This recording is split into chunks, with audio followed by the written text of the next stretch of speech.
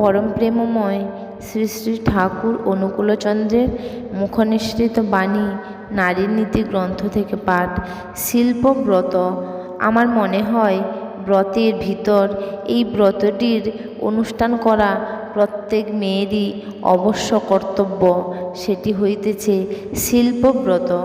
এমন কিছু অভ্যাস করাই চাই যাহা খাটাইয়া অন্ততপক্ষে তুমি নিজে অশক্ত হইলে তোমার স্বামী, সন্তান, সন্ততি ইত্যাদির পেটের ভাত, পরনের কাপড় আর অবশ্য প্রয়োজনীয় যাহা কিছুর সংস্থান করিতে পারো।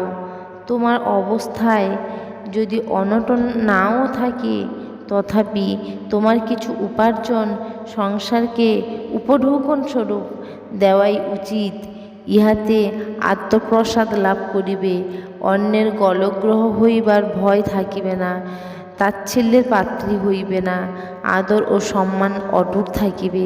শিল্প বলিতে কিন্তু শ্রমশিল্প ও আর এইটি বাদ দিয়া লক্ষ্মীর ব্রত সম্ভব কিনা জানি না।